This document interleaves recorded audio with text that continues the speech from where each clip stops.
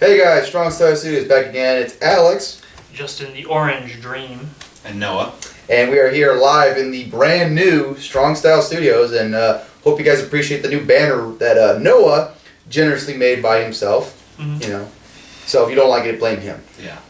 All right. He worked hard on it, though, yes, so we are here to talk about some post-Mania stuff. We got WWE Raw, Impact, and the first few matches for ROH's Border Wars, the next IPPV from them, and a few small issues to talk about. Let's start things off with what everyone in the internet world is talking about right now. The very, very, entertaining, I would say, Raw. That was this past Monday. It's a bizarre kind of... Yes. The most bizarre Raw I've ever seen in my life. In a good way. Yeah. Definitely in a good way. I'll say right now, I think this crowd exposed who was the good guys and just who just can't handle it. But let's start with the first segment on the whole show, which was Cena coming out to a chorus of boos. Mm-hmm. And I'll say right now, you know, I'm not the biggest John Cena fan. I respect the guy's work and how he's one of those guys that's always there every day, working his ass off, you know, despite the fact he's put in a bad spot, basically. He had fun with that crowd. I mean, like him, like, you know, like just playing off the crowd, booing on him, he didn't give a shit. And then like, oh, you guys want a little heel turn? Like turns his heel and stuff. I thought he made that crowd appreciate him, I think. At first, I was like, great, another John Cena segment. And that's kind of how it started. It was just another John Cena segment. The crowd, of course, was just wild. But that heel turn comment, I laughed. I thought that was pretty clever. I'll give him that. That was solid. Yep. So that was pretty funny. And then Mark Henry came out and got the sexual chocolate chant, as seems to be a tradition nowadays with like smart crowds, I guess the term would be. And you know, even Cena played off that, like, you know, like they want to have sexual chocolate. I don't know if it's smart. It's just the immature crowd. Yeah, it's good because I find it funny. I find it funny too. Yeah. But, I just want to comment like the Cena.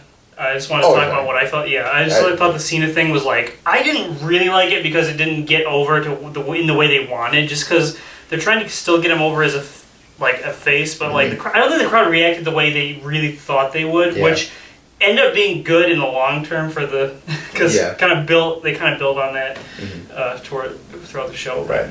Yeah. Well, another interesting thing to note about was Mark Henry asking for a title match, and to have Booker T come out and say, "Oh, you're not getting a title match because The Rock is still the #1 contender," which was met with the biggest boo of the night. I loved that. Oh man, that's what you get. Well, it's like in order to have this match, you need to win a match. In order to get a match with this man, you need to beat this man in a match. Yeah, it's just absurd. It was a weird thing. But do you want to talk about The Rock missing the show and like? I think we should touch on that. I think Rock is apparently injured and apparently tore his abdominal. Yeah, he really fucked himself up, I guess. But you know, and like I'm gonna admit, on camera, I'm gonna admit my apology, because when reports first came out, it just sounded like he just ditched them and left, which he did. He didn't tell him he was leaving, that's a really dumb thing and very mature thing to do, especially for The Rock. I mean, from a guy who's been in that company for so long, he knows what they need. They need some time. Well, I heard. I don't know. I've heard conflicting reports. Like I heard he notified somebody, but didn't. Like most people in the locker room didn't know. So whatever. But yeah, like, so I apologize for being I was very negative to Rock. I'm like, you know, just stay away, Rock, and like, you know, but like he should stay away anyway. He should stay away, and like, you know, we don't need to see another John Cena Rock match. It's done. You did your job. You know, we don't need a third round. The only thing that I have about it, and I don't want to harp on it too much because I do understand that he had an injury. Oh yeah, you know, absolutely. But I mean, you got guys like Punk coming out and wrestling with injuries, and Rock can't cut a promo. I mean, not even via satellite. Yeah. I mean, he can't do nothing. Yeah. Really? I think it was just more unfortunate than anything. Yeah. And you know, he's thinking about he's got a movie coming up soon. He got a film, so he's probably thinking about that. You know. I don't blame him, but I do blame the WWE for this. This is what you get when you sign part-timers and you push them to the main event. All of them. That's the thing. It was like so many It wouldn't be so bad if it was like a couple guys even. Yeah. It's like a ton of dudes. Yeah, because like half the people that were in the quote high-profile matches weren't on camera tonight, or on Raw. Right. Okay. Well, moving on. Next up, on that Raw, we had Miz defending his IC title, which he won at Mania on the pre-show against Wade Barrett, and Miz got no reaction coming out. He got zilch. Very pro Barrett. Well, I wouldn't say at the beginning they were kind of pro Barrett, but then by the end they were cheering pretty. It was pretty much split. And like, I will give credit where credit's due. I think Miz and Wade Barrett just went out there and they realized they weren't getting the crowd over, and so they picked up the pace, and by the end of the match, the crowd was actually pretty into it, I thought. I thought this was an okay match. Like it was for a TV match. Yeah, it was a good TV match. Yeah, it was all right. I know that it seemed like the crowd really wanted to do the opposite of what WWE wanted, and cheer the heel and boo Miz, who's supposed to be a face. Yeah, they were doing that all night. The thing I hate about this whole thing, especially with the switching titles between these guys, and they're probably gonna have another match after this. Probably because he has a rematch or whatever. Right. That's the thing. It's like these guys are stuck here. It's like you put the title on Barrett. That doesn't. They're acting like they want to do something with it, but they're not. Because having the IC belt these days means you're stuck with it. Like you're not gonna go to. It used to mean you were being primed for the main event. Now it means you're stuck there. Yeah, in the mid card. That whole booking, it just made no sense to me. Nobody saw the title change unless you tuned in on YouTube. Is that what the pre-show? And who watched stuff on YouTube? Like 40,000. And another thing that we've said to each other before is, why can't they put the pre-show on the same channel as the pay-per-view so you can watch it if you tune in? Because if you pay for a pay-per-view, why can't you get a free pre-show? And why do you got? They have a different pre-show though. I don't want to see Scott Stanford, talk about the matches I've already been paying attention to for a week on television. Right. Yeah. So, and I also forgot to mention Daniel Bryan coming out and had a match with Big E Langston, which was nothing special really. Yeah, but this did turn into something interesting. Yeah, it did. Well, you talking about Ziggler, or? Later in the night. Okay, yeah. Later in the night with Taker. Yeah. Okay, yeah. But we'll get to that in a minute. I think next up they had Del Rio facing Jack Swagger and Zeb Coulter in a handicap match, which crowd was just completely ignoring the match and just chanting "We want Ziggler" the entire match. Well, the funny thing is that this ended up working in their favor. By this match was totally terrible. It was so forgettable. It wasn't just boring. It was bad, badly worked. I thought, but they weren't even really trying. I don't think. Yeah. But anyway, so Del Rio ended up getting the win, but apparently he hurt his ankle and brings out Ziggler, who got the biggest pop of the night. This crowd exploded when he came out, and actually had a nice little back and forth, quick action. Nice little mini match, I call it. And the crowd was buying into it, and they were really pro Ziggler. And when he won, the roof came off that building. This was really well booked. Yeah, this segment. Yeah. My only complaint is, why not at Mania? If it had been at Mania, that would have been so much better, I think. Here's the thing, my take on the whole thing, because I feel like a lot of people are upset about Mania because of things like, Ziggler didn't cash in, we didn't get a heel turn, but WWE nowadays, it seems to me that they'll give you what they promise you on their pay-per-views. The next night. They'll give you what they promise you. They'll give you the card, exactly the way that they promise you'll get it, but you're not going to get anything else. Except you didn't get Tenzai. Yeah, we'll get to that in a minute. But I think they've become more of a company that they want to use character advancement, like heel turns and stuff, and stuff like the Money in the Bank on television. That's ratings. Yeah, I agree. WrestleMania will draw regardless. Good, you got a good point there. Well, my thing is everyone says there's no surprises on Mania, but yet what they point out is Ziggler didn't cash in, or didn't everyone predict that would happen? That's a good question. I mean, it's predictable. They're damned if they do it, and they're damned if they don't. It's predictable no matter. Somebody predicted it. Yeah, it's a Russo swerve thing. Yeah, I mean, not as bad. There wasn't very many opportunities for unpredictable things that wouldn't have sucked on Mania, in my opinion. I agree. But that being said, Ziggler, congratulations on finally winning the big one again. He actually won. And hey, I'm all for a Ziggler title run because I think he's one of the best workers out there. He can bump well, he can sell well, he can talk on the mic, and I think it's well overdue for him to get a world title run. I have to agree. Yeah, and I thought that, I mean, the way they did it ended up working so much in their favor just because the crowd hated the match before, like I was saying, and it's just they wanted Ziggler so bad, and they got him, and he won. Yep. And the best part was they bought into all those false finishes. They did. They were Del Rio. They were going nuts. I was so glad that they put that in because it was such a nice touch, and it made the crowd think, they're going to fuck us over. Yeah, exactly. And they still didn't totally crap on Del Rio, which they still want him to be over, even though he's not going to be. But it didn't make him look bad, at least. No. But one thing to note is that apparently the handicap match on Raw was the end of the Jack Swagger Del Rio feud. They're saying they're not going to do any more with it, which is ridiculous. Like, you build this feud. I don't care anymore. Yeah, and exactly. But like the thing is, it didn't work. You tried and you failed, and I don't know who's to blame. I don't know if it's Jack Swagger not being over as a heel, or if it's Del Rio not being over as a face. They're both not over. It's probably a combination too. The most over guy in that whole feud. Coulter's the most over. Actually, the two most over guys are Rodriguez and Coulter. That'd be a good feud. That would be. I'd watch that. That'd be a better feud than what they had. Yeah. Okay. Well, then next up we had Undertaker coming out to cut a promo, which was interrupted by the Shield, and as soon as Undertaker went, I'm like, please let the Shield come out. Please let the Shield come out. And when they did, it's like, yes. And they come out, and which leads to Team Hell No stopping the attack, and nothing really happened. So, very curious to see what they're going to do with that. I'm thinking it's going to be 6-man tag. Gotta be. I think it has to be. Yeah. I'm kind of leaning more toward the idea that Team Hell No is going to take on 2 guys from the Shield. I don't think that makes sense. Yeah, Shield is a trio. Taker can run. He doesn't. I don't know. He doesn't have to bum. I think that it's going to end up being a 6-man tag, and Taker's going to be the hot tag. He's not going to do much. Right. But when he gets in the ring, the crowd's going to explode. We'll see. But WWE, they're always worried about not wanting to have Taker wrestle too much. They want to save him for that Mania. I think this is a great way to protect him. Is put him in a 6-man. That's the best way to protect I'd be very cool. Yeah. Now we'll see though. But definitely interesting. I'm really looking forward. I'm glad they're keeping. I'm very happy that Daniel Bryan's going to be feuding with the Shield because, obviously he's in there with 2 guys who he's wrestled before, Dean Ambrose and Seth Rollins, and who had great matches with those guys in the past. Definitely. And I think Roman Reigns, him and Kane work very well together, I think. 2 very, big men that obviously both work very well, so we'll see.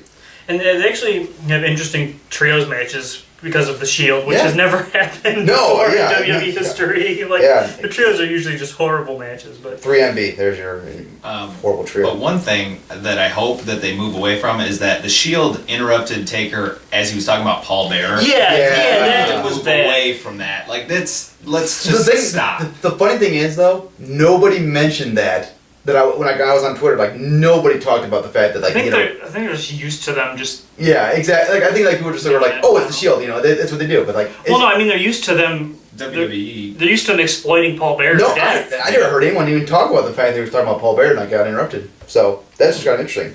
I actually completely forgot that you mentioned Paul Bearer in the promo. I just really hope they move away from that. Yeah, I don't think they're not going to dwell on that. And then we had the highlight of the evening, not wrestling-wise, but just the crowd, which was Sheamus coming out, wanting to have a match with Big Show. Oh, my. Orton coming out saying he wants a match with Big Show, only to forget his line and actually audibly ask Sheamus, what's his line? Just further proof that... True professional. Sorry, Randall, I got nothing for you, man. You're supposed to know your line. It's further proof that Orton just doesn't care anymore, really. He's just showing he's a guy... He's a guy who's said he's pretty much public. They probably haven't done this because he publicly said I really am better as a heel. I want to turn heel around Survivor Series time. And since then they've just been adamant about making he's like a ridiculously overly baby face. Yeah, no kidding. It's like hammy type. He's almost worse than Cena at sometimes. He is worse than Cena playing babyface right now. Yeah.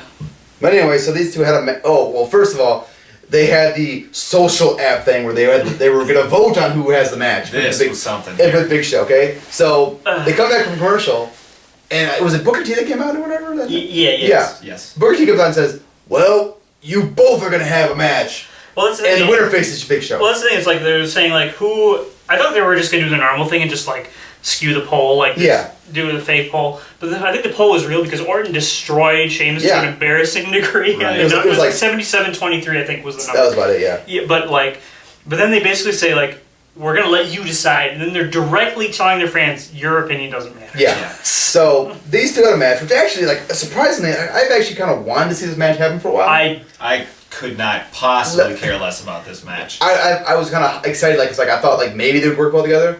It was a boring ass match. These guys did nothing out of the ordinary. That's the thing. It's if you put this on TV, it's no one is gonna care about this. It's the worst they could. And the thing about this match was the crowd wasn't gonna care. No matter. These guys could have put on a 5-star classic, and nobody would have cared because these guys are not over. Well, not only that, but they just previously told the audience that their opinion does not matter, so they're gonna shit on whatever they're gonna do. So the crowd was chanting "Ole," which for a non-generic fan, hey, it could be. It was actually a soccer thing. Could be soccer, or it could be Samoa Joe. Who knows? Could be Samoa Joe. I think it was Ole because they were in New York. Yeah, maybe. Yeah, I think it could be. But there was a lot of British people there, so it could be. So whatever. Either way, I'll take it. But we also had a chant for Mike Chioda, the referee. Who we like Mike, don't we? Sure. Yeah. We had a chant for RVD. RVD, yes, we had an RVD. ECW. Well, that was after the commercial. We had a chant for JBL, which he couldn't help but smile. They put the camera right on. Yeah, that was funny. We had a chant for Jerry the King Lawler, and had a chant for Michael Cole, which they quickly cut the commercial during that.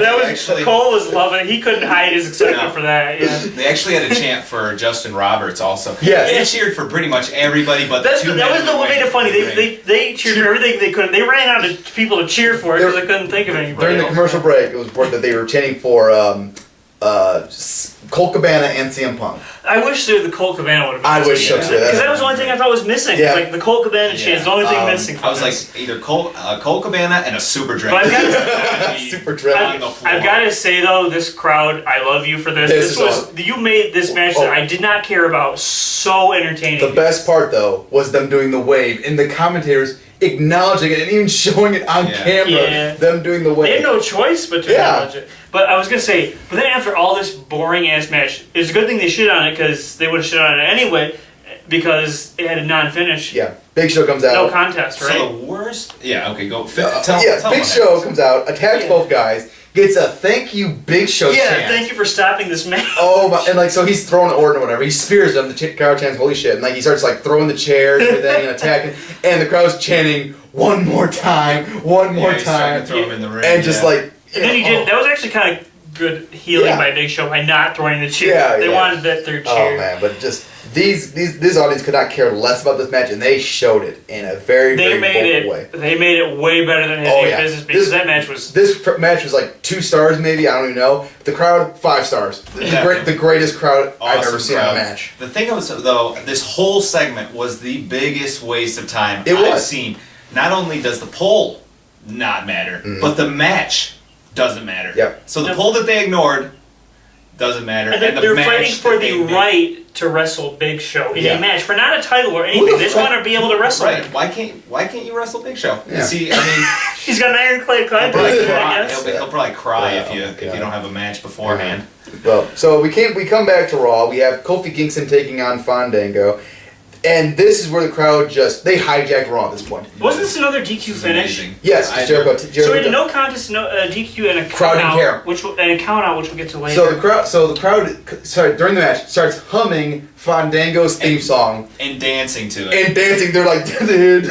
Oh yeah, there's some great band dancing on this. Oh my god, and the commentators could not help but laugh their asses off at this. Dude, I didn't know. He did great. Oh, dude, and he's dancing for a second there. I was like, am I really hearing? Are they doing? I couldn't believe it. I was shocked. This crowd's got rhythm. Usually, you go to a crowd like a sporting event, even when they're trying go to an MSU game, they're trying to play the fight songs. Like no one has any rhythm, and they're always off. This crowd was on cue, man. They took some choreography lessons here, man. Yeah, they must have been in choir or something. I don't know. Anyway, Jericho came out, tagged Fandango, laid him out, got a Lionheart chant. Old ECW. What was that? Was it Japan. It was Japan. Okay. Yeah, and ECW. So Fandango, gets on the mic or whatever, blah blah, says his name again, and the crowd still. Wait. I don't want you to just ice over that because that to me was so funny. Even the crowd enjoyed that because Fandango's laying there beat up, and Justin Roberts announces the winner as Fandango, and he's like, "No, it's Fandango."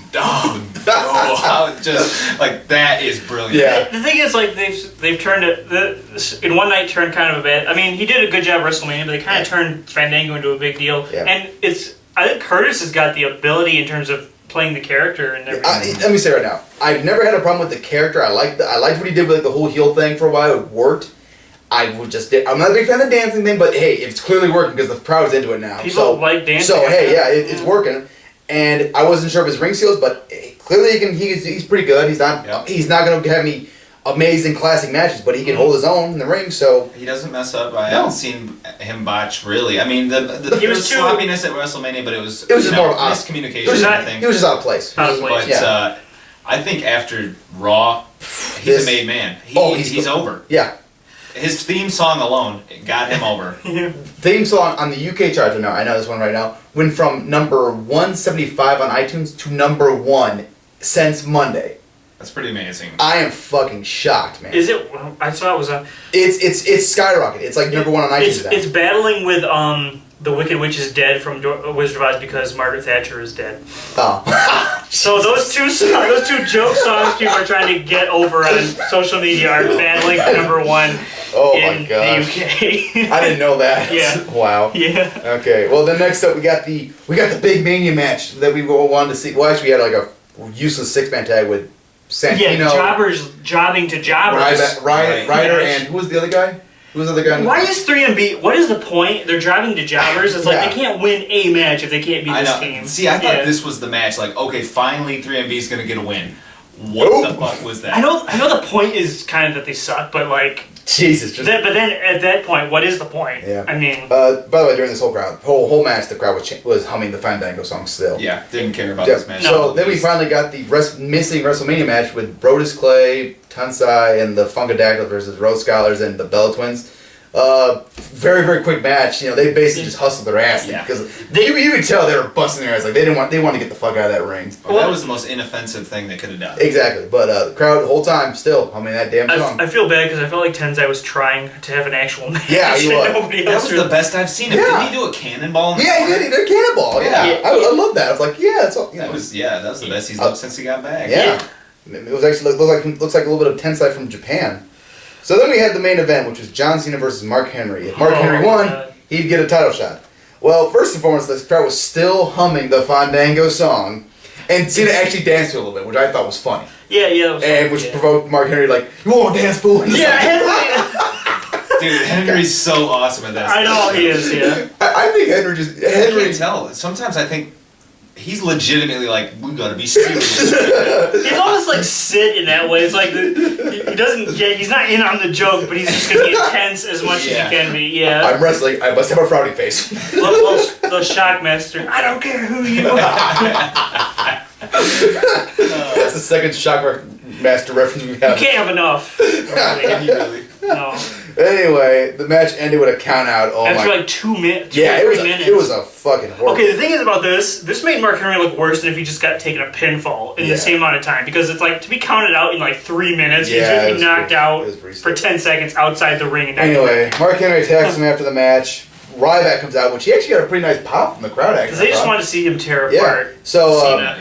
Ryback takes out Mark Henry, and then like he helps Cena up, and they're doing the Feed Me More chants, and just clobbers Cena, which got probably the second biggest pop of the night. It was a big pop. Yep, and then lays out Cena and holds the belt. So we might see a Ryback heel turn, I guess, which I'm not sure if it's the right move, especially because you've just been booking Ryback so weakly right now. Like, he doesn't look like a threat to Cena. Yeah, it's like you lose at Mania to Mark Henry, and then he gets a match on Raw to have a match for the title. He loses in a count out in 3 minutes, and then I guess Ryback gets a match now. See, this is the thing. I like, as a segment, I thought it was well done. It was a good segment. The match. Yeah. The problem everything booking before that. The problem was that the night before, you just proved to me that Ryback has no business being in there with a guy like Cena, especially if he can.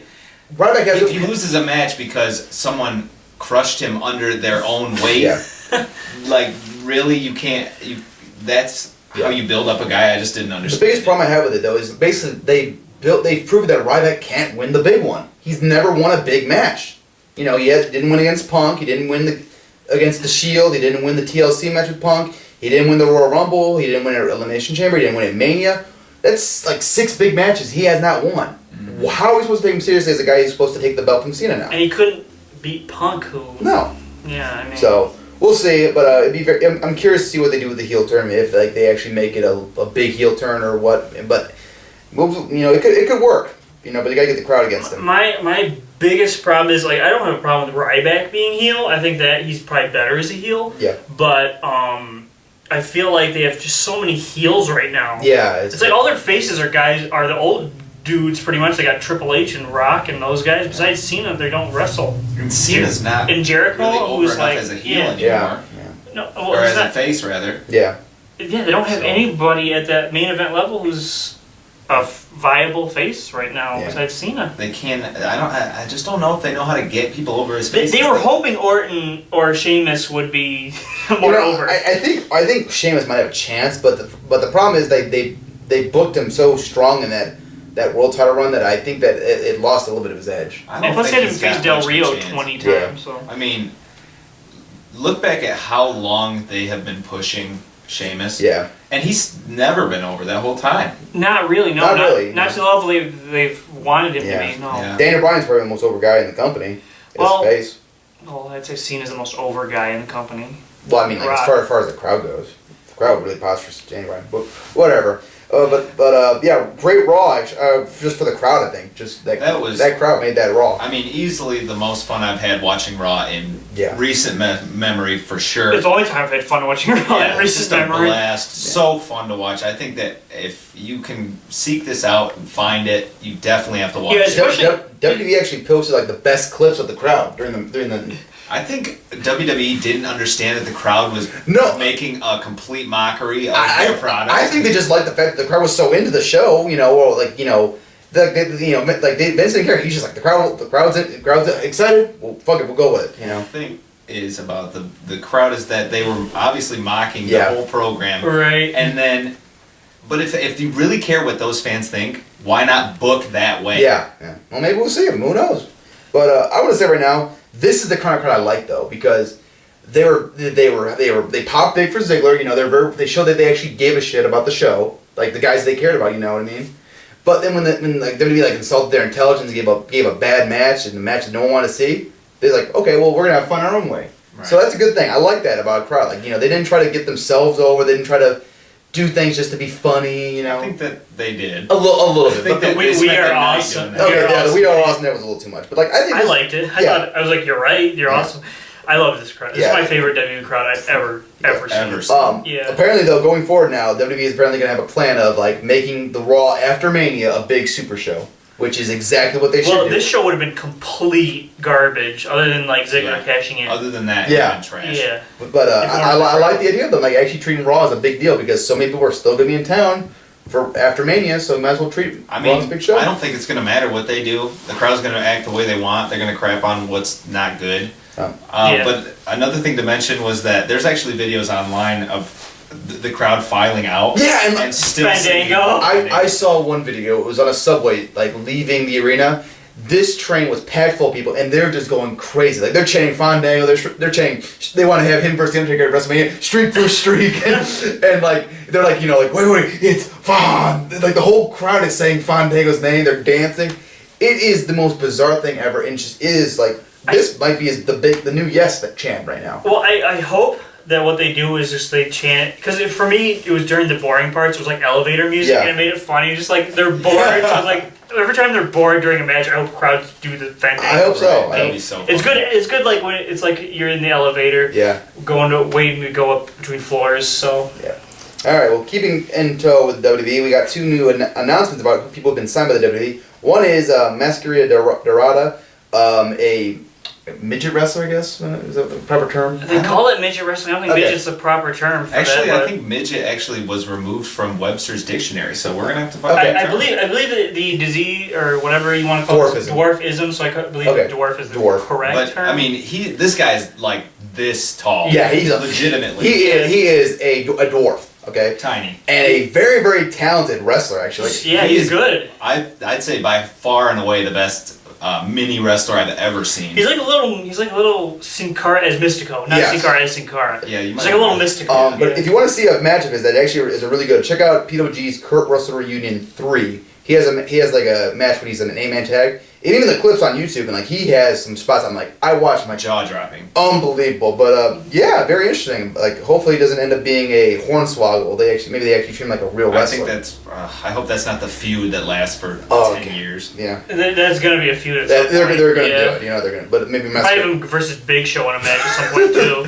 As a King Kong Bundy spot. Truth be told, I'd actually like to see that just for Big Show tossing him around. I'm sorry. That would be. Brutal. But another person that's been signed is Rebecca Knox of Shimmer fame. Pretty talented wrestler. She actually retired back in 2008, but I guess started wrestling again, and she's been signed by the WWE. So she's a pretty good wrestler. I've only seen like one match with hers, but a lot of people seem to really like her. So I'm glad that she's Irish as well, which is notable, I guess. Yeah. So, yeah. But it's nice that they're signing women that are actually wrestlers. Yeah, no kidding. They're not going to cast Models. calls, casting calls. You're right, yeah. But like her Paige, who's in NXT right now, which I've heard nothing but positive things about her. Mm-hmm. Like everyone seems to be on her bandwagon. Yeah. But we'll see how that goes. Next up, we got TNA Impact. This past Thursday night's episode was hyped as it was hyped as a pretty big show, wasn't it? Yeah. Mm-hmm. Now I didn't watch all of this, but Noah here actually saw the whole show, so I'll let you run this part. Well, it started off the opener, which I missed the first two falls. It was a 2 out of 3 falls match for the tag team titles. They opened with that? I didn't see this show. It was Robert Roode and Aries versus Hernandez and Chavo, and if Super Guerreros lost, they'd have to split up. Do they even have a name for their team, really? No. I like Super Guerreros, but although less stereotypical, so that's a good ring to it. Yeah. Well, either way, if they lost, they'd have to split up forever. So everybody going in pretty much knew how the finish was. Yeah. Right. From what I saw, it was a pretty fun match, pretty entertaining. Probably the best I've seen Chavo in a while. Okay. He has looked better to me. I will say that. He looks like he's faster, and he. But I mean, these guys with the belts again. I don't know. What else, what other matches can we have with these guys? Well, the thing is, like, they didn't do the match everyone wanted to see, which is Bad Influence versus Roode and Aries. That's what everyone, I think, really wanted to see. That's what everyone wanted? Yeah, I want to see that. Okay. Then also, I think next up they had like a throwaway match, like, I think it was Taryn Terrell versus Gail Kim, wasn't it? Yeah, I didn't watch that. Yeah, it was like a 2-minute match, like a feud they actually been building up for a while, and it's a 2-minute match on TV, so. Typical. Fine. Yeah. Let's talk about the big controversy from that night, which I actually saw, which was the gut check with Adam Pearce and Magno. With TNA, in their infinite wisdom, deciding to cut Adam Pearce and not give him a chance at even getting the judges to vote on him. Yeah, he got cut in the backstage segment, which is, I mean, that's embarrassing. That's embarrassing. It's well, I didn't see it, but you just saying that right there made it sound like an angle to me. Yeah, I hope it was. Because they could play off like, I didn't even get a chance to be judged. Yeah. And he shook Pritchard's hand, and as he was walking away, he looked at the camera and he says, he either said, "I'm a fool," or "I've been fooled." No. He called, like, he said to them, "You're a damn fool." And like they had the camera on him the whole time, so like that's gotta be I think it's an angle. It's an angle. I really am. Yeah. But still, stupid. You know, the thing is, if it is an angle, you're basically just exposing that. Well, first and foremost, this gut shit thing is just a work, and it's not really a real trial for these guys. That's what it is. Yeah. Yeah. But the thing is, they've been hyping it as like a real chance, you know. Yeah. And also, you're making it. How are you supposed to make it look legitimate when a guy who's a 17-year veteran, arguably called one of the best wrestlers in the world, old school wrestler, you know, held the NWA title how many times? Like 4 or 5, I think. And this guy doesn't get a contract, but some nobody, green as grass, can't even take a headlock right rookie gets a contract from TNA. How are we supposed to think this is legitimate?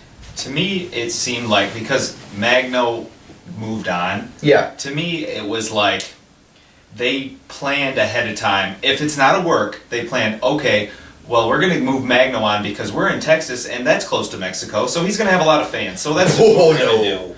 And I think that's what they really honestly believed. Yeah, and then they booked that way though. It's like where they did that at whatever the show was. Like when they first put over the Guerrero, they apparently did it again because it's close to Mexico. Right, exactly. They did the same booking twice then. Yeah. You know.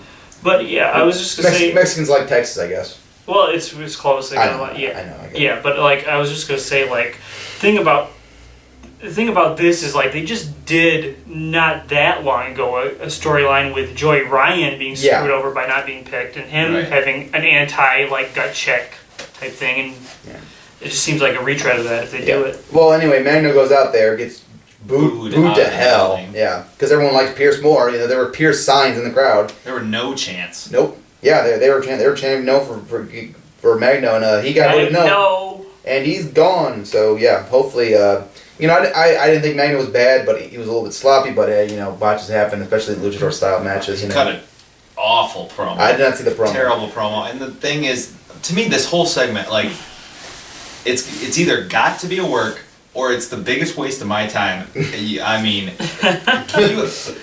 okay, this gut check was hyped up. Both guys got promo time. Pierce had like open letters on the internet and stuff he was typing up. Yeah, I saw those. It's got those out. It almost has to be. And then he gets eliminated first. Then Magno comes out and gets eliminated with 2 no's. Yeah. Like, what was the point of all of this? Yeah. Couldn't you just be like, either they just send them on their way? Like, I just don't understand why you would do this.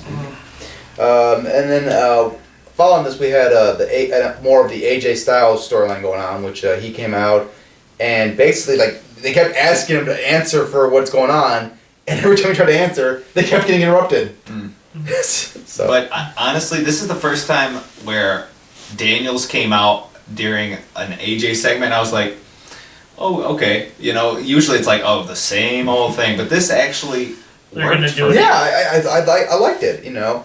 Basically, Daniels is claiming that, like, TNA, what have they done for you? They didn't believe you. Yeah, you know, we were kind of dick dirty, but, you know, whatever, you know. Well, the thing is, it makes sense because they have so much history. Exactly. You know, like, they've been friends. They've known each other for so long. They've been feuding for, like, 10 years. Yeah. Yeah, but they were close for a while. Yeah. They were tag champions. Then they were close again, 2 years ago? Yeah. So they know each other so well. It was almost like Daniels was coming out and saying, you know, you might not like me and I might not like you, but at least I'll tell you the truth. You know what you're getting with me. Yeah. So maybe they're not going to actually have a match. They're just kind of, I don't know. They'll probably have a match because that's what they like doing. But the idea is for us to not have any idea where AJ's going to go. Is he going to be with TNA? Is he going to be with Aces and Eights? Is he going to go with Bad Influence? Yeah. Who knows? Yeah, and a lot of everyone's saying it's basically just like Sting with the whole NWO thing back in the old WCW, which I could see a little bit.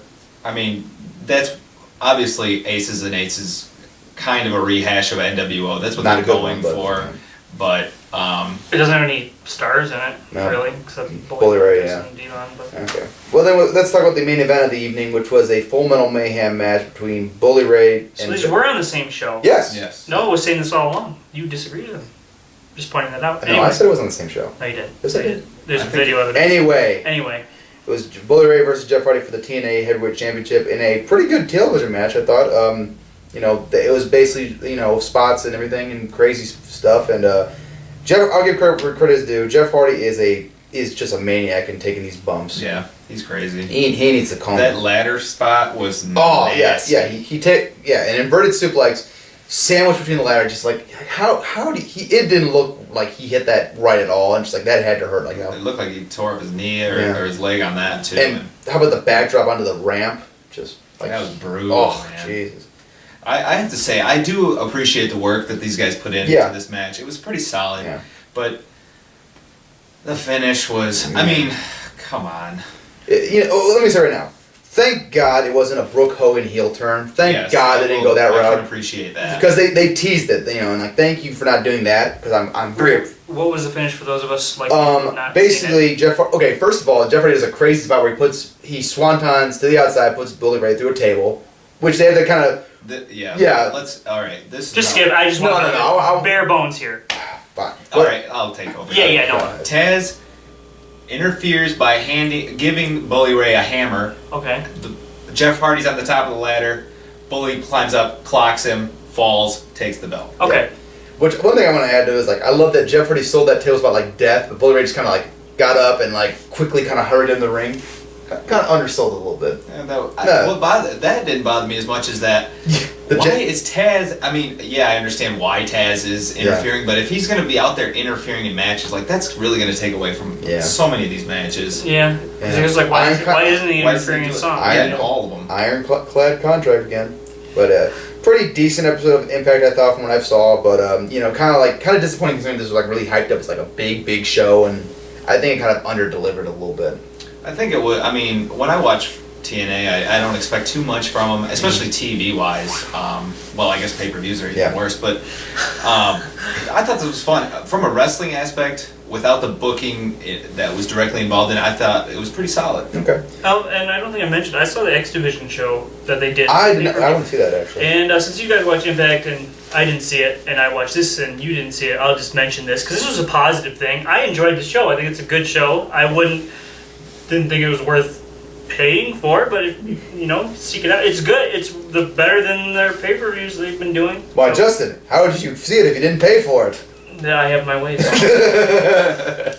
yeah, it was a good show. It had Joe versus Aries and a lot of cool. It had all the guys you wish were in TNA but aren't. Yeah.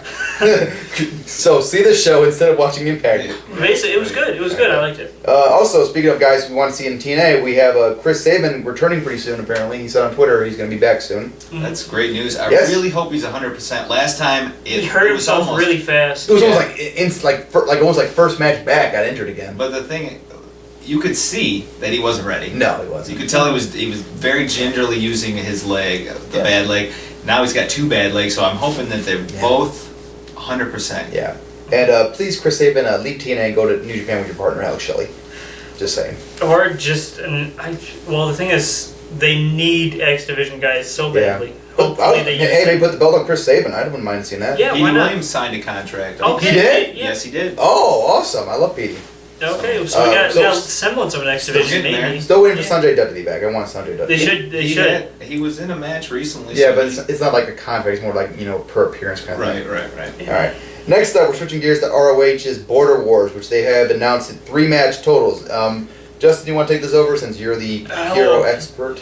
Well, we got at the Border Wars show, we have Naomichi. I screwed up just right there. Naomichi Marufuji versus Davey Richards, and then we have Taiji Ishimori versus Eddie Edwards. That's going to be 2 amazing matches. Those should be outstanding. Oh, and also, we have the main event, which will be Jay Briscoe defending his world title against Adam Cole, which I'm really excited for because I'm a fan of Adam Cole and I love Jay Briscoe. But I was going to say, this Marufuji Richards match, it's kind of the obvious match, but it's what I really wanted to see. So I am pumped for this. I've never seen a bad match out of either of these guys.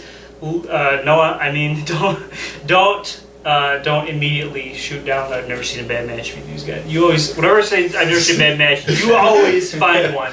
Yeah. Right. So now I'm curious. Has any of you guys seen a match with Ishimori? Yes. How is he? He's good. He's good.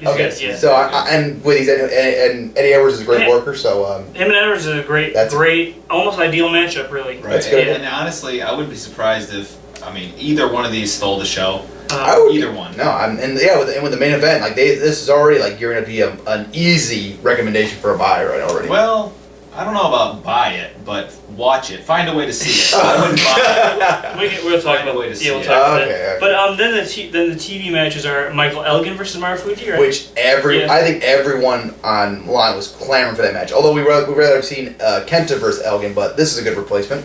No, this is awesome. I mean, I'm not going to be. I'm not upset about that at all. I love this matchup. Elgin's is being put in a very nice position where they are gearing him up to being the top guy. And then the other match is Ishimori versus who? Roderick Strong. Roderick Strong. So there you go. Welcome to ROH. Yeah, love it. Oh, that's brutal, dude. He's going to have Edwards, and then the next night Strong. He's like Edwards is going to beat his chest to death, and then Strong's going to do the same. He's going to beat his chest and then break his back. It's going to be something else. But he's Japanese, so he's indestructible. He's in Noah, man. You don't go into Noah without being a little bit tough. Right, yeah. But those are 2 matches. Those are all 3, the main event too. All 5 of those matches, I'm very excited to see.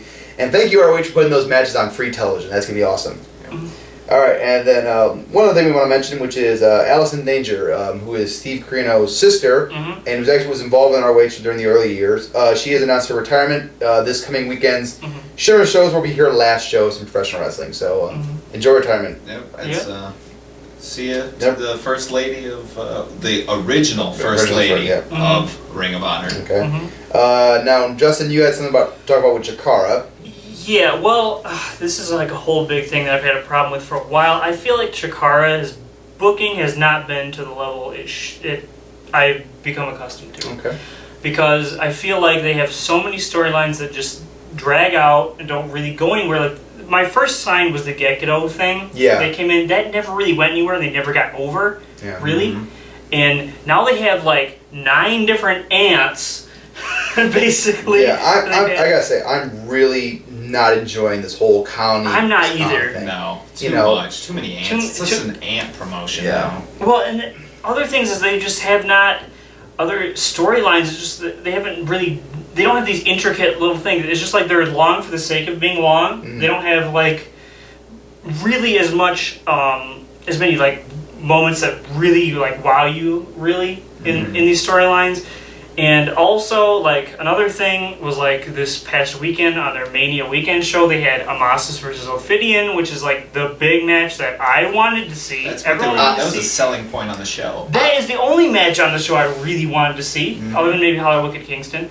But then they didn't have a match. I know why they didn't have a match. Okay, but still, why even advertise a match if they're not going to have it? It was. I guess it was kind of like the last thing I heard of Ophidian hurt himself, and they didn't want to.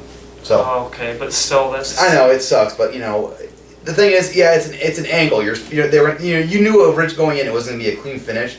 So obviously, I think the first real clean matchup. See, I disagree with that. People act like you can't have matches between guys and continue feuds without clean finishes, and that's completely false. Yeah. Okay. That is completely false. Yeah, but I just feel like they're booking. It's just like. Really, their biggest storyline was the whole Gekido thing. That never really went anywhere. It did kind of breaking up the colony too. Basically, this whole Ant thing is what I'm getting at. And also, Kingston's booking. They haven't put him in very many feuds, and like he's just had the title and hasn't been in feuds. I've been very disappointed with Kingston. I don't want to say disappointed. I've enjoyed Kingston's defenses, but he hasn't had a storyline to really work on. It's just basically like, okay, this is your opponent this month. This is your opponent next month. You know what I mean? I mean, there was the Steen feud, but that was very. On and off. Yeah. It wasn't much of. It was more like both of these guys work, so like so we're gonna bring it up again, and like but there wasn't really any build up between that. Like it was just like, they had a match the night before, now they're gonna match now, so that kind of sucks. And like also, I also don't like the Fist. Okay, I just want to talk about this before. Okay, go ahead. Fist, they put Sugar Dunkerton in Fist. Yeah. And now they're gonna turn Icarus face, which that's the worst thing they can do. They take their biggest heel in the whole company and turn him face. And they're breaking up Fist into probably 2 tag teams now since they're building up. And another thing, they have like teams like Devastation Corporation, who I think aren't that good. They're not that good. And just I feel like their booking is so much drastically different now than what I'm accustomed to. There must have been a booking change. I almost feel like. And the thing that's frustrating about it is that was the selling point to me for CHIKARA is like. They booking book is and their storylines are just so much more well done than everywhere else. Their storylines felt like they belonged on television. Like and the thing is, like, their shows felt fun because of their stories. You know? Right, and that's I mean. Well, hopefully they pick it up soon. But I know they have the IPPV coming up in June, I believe. Mm-hmm. And they have I wanted to mention they have. Both Mark Angelo Setti and Archibald Peck are lined up for title shots against whoever the champion may be, Green Ant or Eddie Kingston. Go Green Ant, please. Go Eddie Kingston. Okay. Until Mark Angelo Setti can. Dude, if Mark Angelo Setti won, that'd be crazy. Him and Archie could have a match then. If Archie's lined up after Mr. Touchdown, so that interests me a bit there. Yeah. I don't know if Mr. Touchdown's gonna win the title yet, but.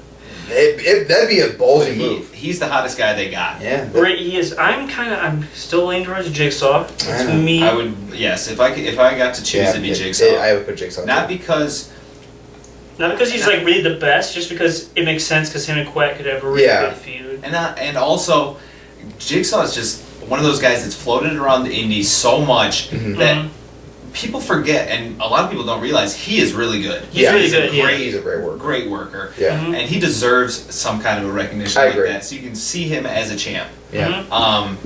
As far as Mr. Touchdown, he's awesome. He would He's fit in as a champ. He's the best thing CHIKARA has going in. But he's so over that he doesn't really need the title. Exactly. I was saying him and Archie's storyline is the really good storyline they've been doing that I really enjoy. Yes. Yeah. Okay, well then let's talk about the last thing which we got written down here, which was during Mania weekend, basically every single promotion that had a pay-per-view or an IPPV had some kind of technical difficulties. Except for New Japan. Yes. The only who's broadcasting across the world, Yeah. Oh, New Japan just does everything right. I'm sorry. I agree. But first and foremost, Evolve had really, really bad like stream issues. Like the stream was like laggy. I didn't even bother watching that. I watched a little bit of it, and yeah, so around like 5:20, like 20 minutes in the show, I believe, Gay said, you can get a refund, a full refund. You have till 5:23 to ask for your refund. 3 minutes to get a refund.